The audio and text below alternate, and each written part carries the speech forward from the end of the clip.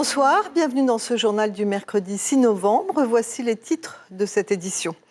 DJ Fred retourne dormir en prison et pour un long moment, l'amateur de pédopornographie a finalement été condamné à 7 années de prison.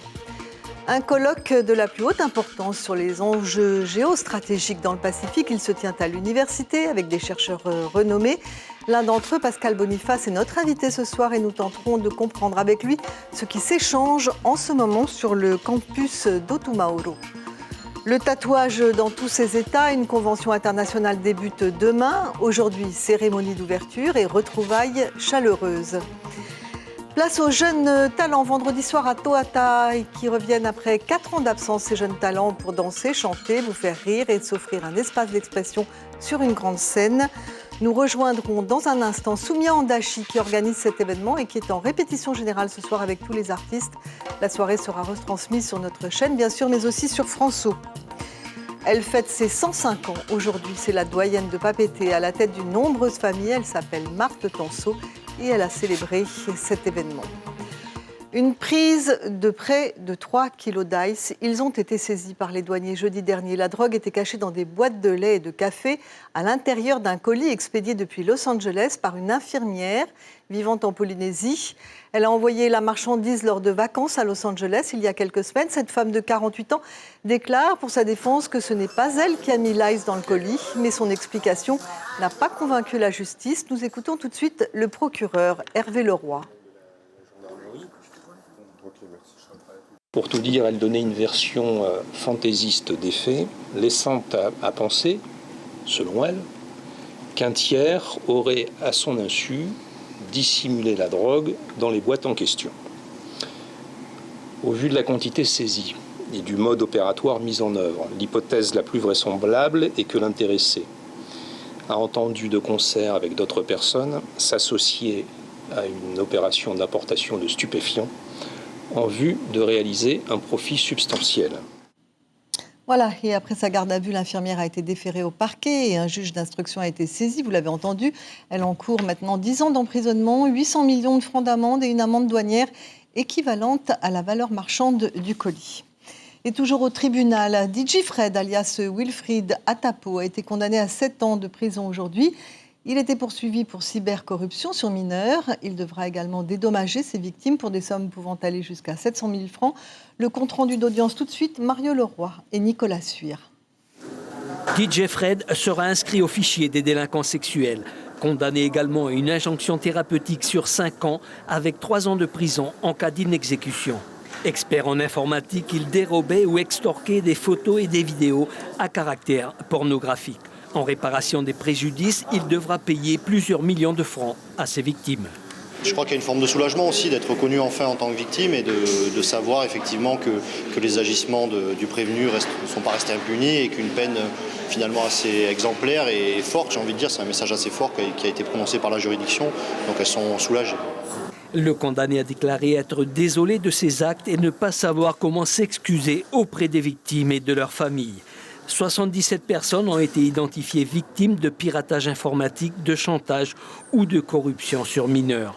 Le président du tribunal a rappelé la dangerosité des réseaux sociaux et la responsabilité des parents. Cette affaire, c'était surtout ça, c'était la phase sombre d'Internet, cette phase que parfois on ne voit pas. Alors parfois c'est parce que les parents n'ont pas les compétences nécessaires pour guider effectivement les enfants dans la prise en main de ces outils. Mais il faut, je crois que c'est aussi un peu la vertu de ce procès, c'est de nous faire prendre conscience à tous que l'Internet, les réseaux sociaux présentent des dangers et que le contrôle parental doit s'appliquer notamment sur les enfants quand ils sont en bas âge. Sous contrôle judiciaire pour cette affaire de 2017, Wilfried Atapo avait récidivé en 2018. Son sursis est révoqué. Il fera 2 mois de prison en plus des 7 ans de sa condamnation. Voilà, et DJ Fred a 10 jours pour faire appel. La seconde affaire qui le concerne est à l'instruction. Suite de notre série sur la justice, aujourd'hui direction les Australes, à Rimatara, pour une audience foraine. Les condamnations décidées par les magistrats seront des travaux d'intérêt général.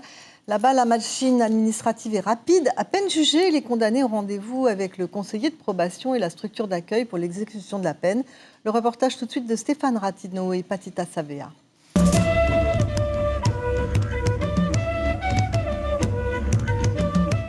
Séjour d'audience foraine à Rimatara. Une avocate commise d'office est venue spécialement de Papeete. sur la table des magistrats, le code pénal est posé, la loi va s'appliquer au plus près. Cette affaire jugée, des délits qui vont appeler une même sanction, le travail d'intérêt général. Les conseillers de probation accueillent tout de suite les condamnés. Explication. Un travail non rémunéré, c'est-à-dire que c'est une peine qu'il doit exécuter au profit de sa commune. Voilà, nous sommes donc en ce moment en train de faire de constituer son dossier. Ensuite, je le présenterai au référent TIG de la commune pour installer son TIG qui fera sous peu. Savoir, prendre connaissance du parcours de la personne, son profil, ses compétences. Le conseiller tente d'ajuster au mieux pour que cette sanction ait un sens. D'abord, elle est une réparation. Ensuite, elle doit ouvrir une fenêtre sur la réinsertion du condamné. La mairie de Rimatara pourvoit tous les litiges. Pour la commune, c'est aussi une manière de mieux appréhender ce public. Donc nous, on a une proximité avec eux, donc ça nous permet au fait de travailler en proximité avec ces personnes et peut-être de les aider aussi dans leur insertion future. Ça se passe bien en général ? Oui, sur l'exécution des peines au sein de la commune, oui, ça se passe très bien. Pour cette audience, des travaux d'intérêt général d'une quarantaine d'heures à plusieurs semaines ont été décidés par les juges. Le magistrat a même suggéré que certains ont un rapport avec l'environnement, vu l'arrivée d'une pollution plastique sur les plages. De manière régulière, les condamnés renforcent les services techniques de la ville. Cette sanction est une opportunité donnée. Ah oui, je préfère travailler ici même sur mon île.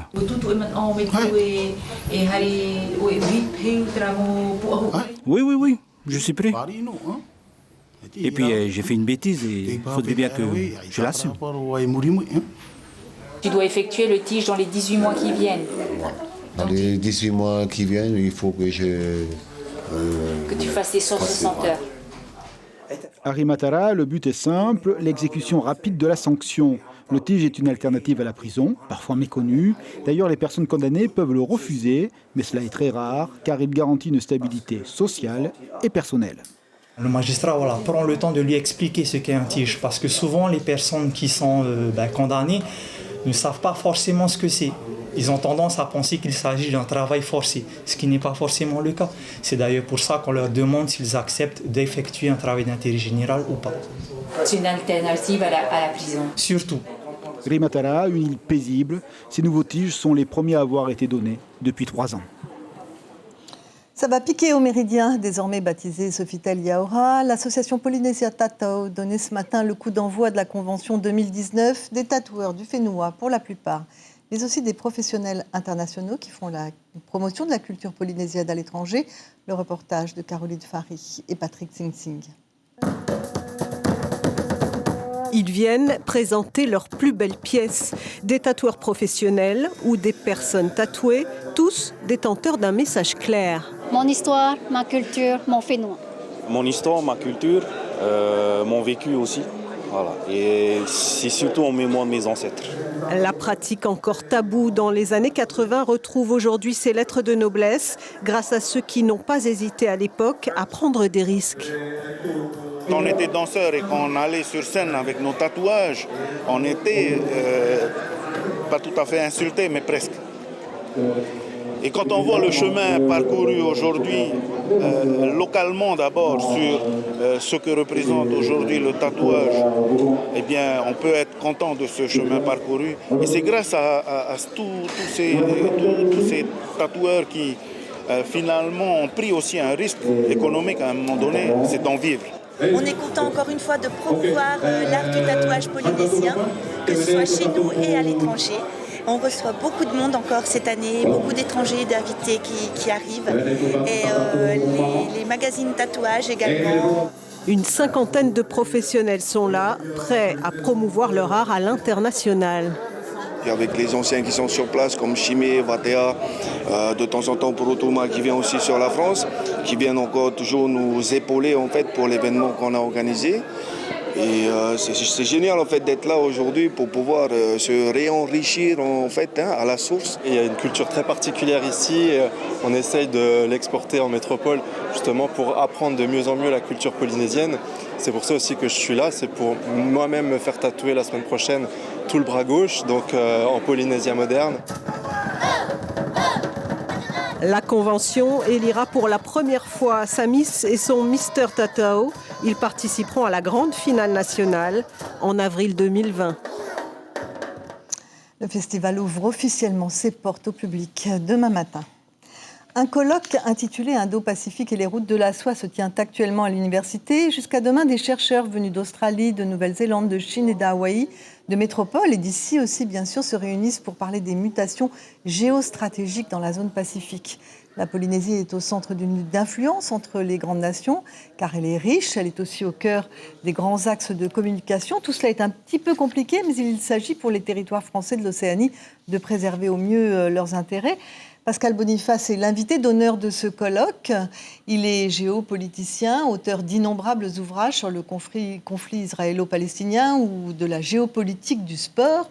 Pascal Boniface, bonsoir. Bonsoir. Alors, vous êtes aussi le président fondateur de l'Institut de Relations internationales et géostratégiques. Vos centres d'intérêt sont très nombreux, on l'a bien compris. Comment vous en êtes venu à vous intéresser à cette région, l'Indo-Pacifique ? La question, c'est comment ferait-on pour s'en désintéresser ? Vous êtes au centre d'une très grande compétition entre les États-Unis et la Chine, et la grande fracture stratégique de demain, voire d'aujourd'hui en fait, c'est bien la compétition entre la Chine et les États-Unis, avec la perspective pour les États-Unis de se faire dépasser par la Chine. Et une grande partie de cette compétition passe par le Pacifique.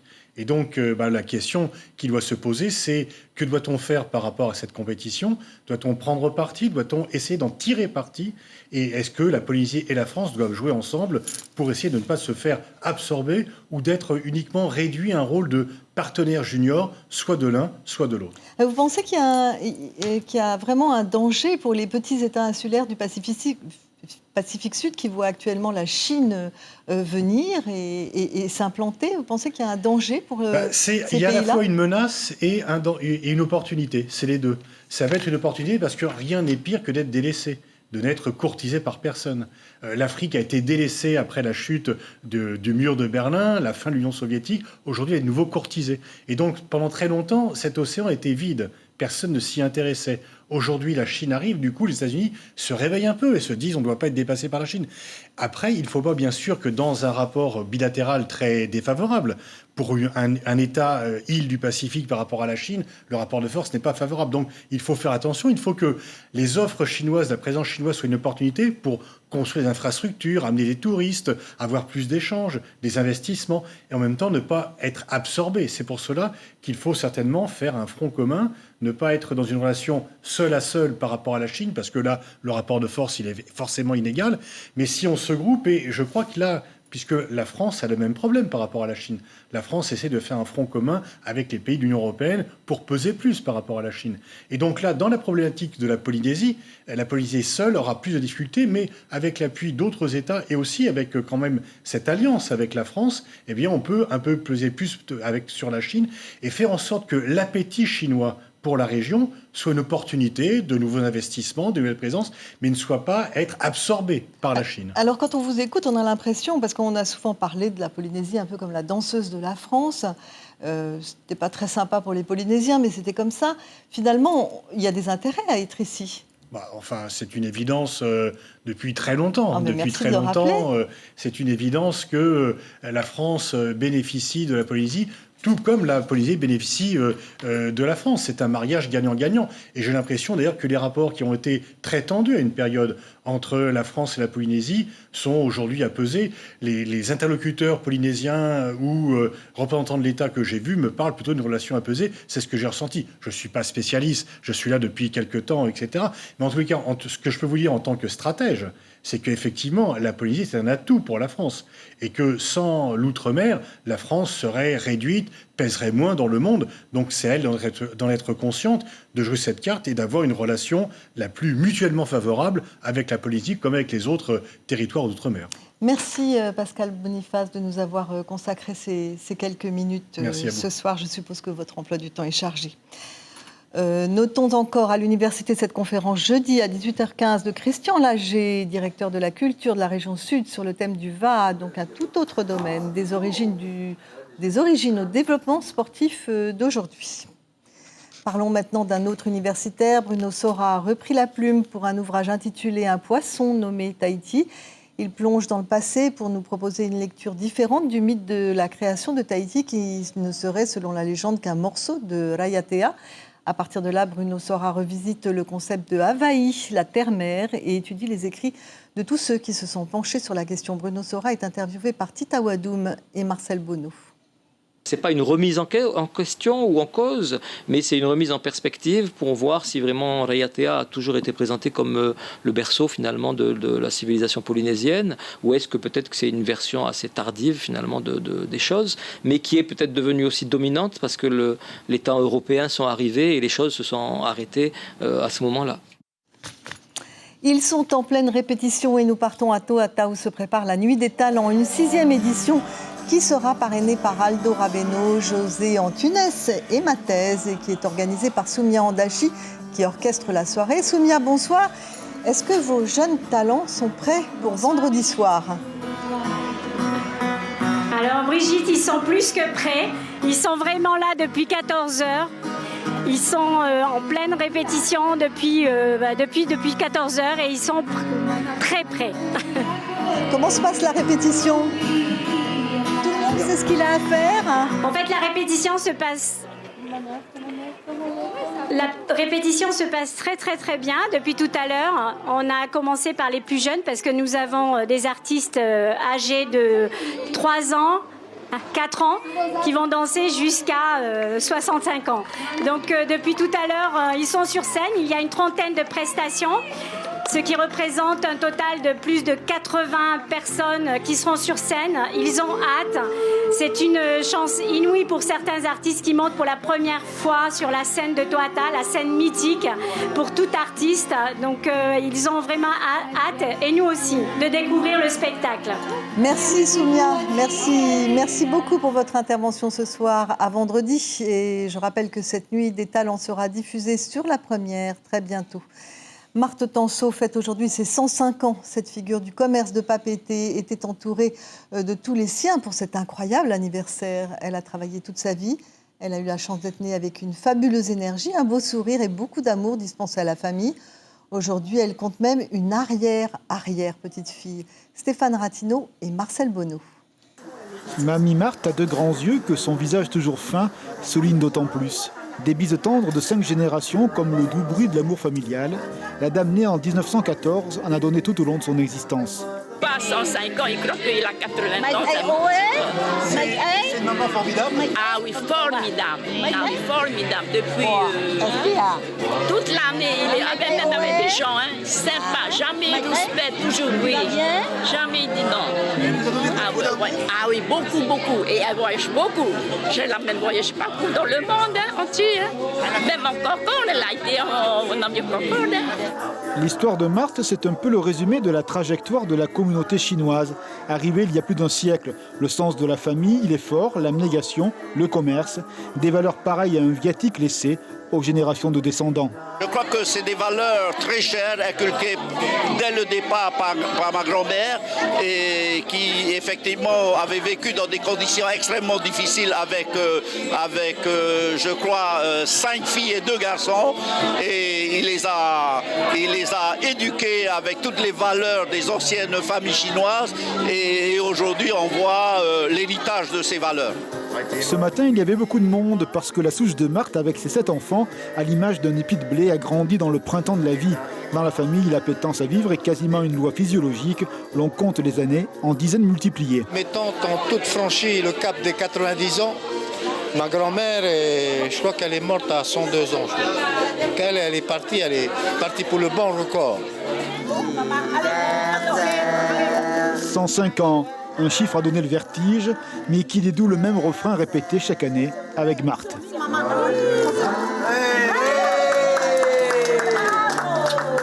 Et c'est un grand exemple pour nous tous, pour nous les petits-enfants qui sont ici réunis aujourd'hui pour son anniversaire. Et généralement, avec la famille, on se réunit pour les grandes occasions. Et là, c'était l'occasion de se réunir encore une dernière fois. Marthe a toujours ses grands yeux et le reflet d'aimer s'y laisse mirer. Voilà pour les infos ce soir en Polynésie. Celle que nous avons placée tout en haut du journal, c'est cette nouvelle saisie d'ice, près de 3 kilos envoyés dans un colis. L'infirmière expéditrice et destinataire, mais qui nie toute implication, n'est pas consommatrice de cette drogue. L'appât de l'argent serait à l'origine de ce trafic. Quant à nos confrères de la presse écrite, ils font ainsi leur gros titre pour demain matin. La Dépêche, 2,7 kg d'ail saisis. Et Tahiti Info, eh bien nous n'avons pas encore les titres de Tahiti Info. Voilà, merci pour votre fidélité. L'info continue sur le net et en radio demain matin à partir de 5h avec Eipua Teuira et Teupofa Tupua Avae. Restez avec nous. Juste après ce journal, nous diffusons un doc sur la nécessité d'arrêter le plastique. Et tout de suite, ces images de Tim Pruvot, notre chasseur de vagues, nous a ramené de belles vues et d'impressionnantes vues de Te Aupu où la houle s'est levée pour le plus grand bonheur des surfeurs. 3 mètres quand même et nous sommes en vigilant jaune. À demain.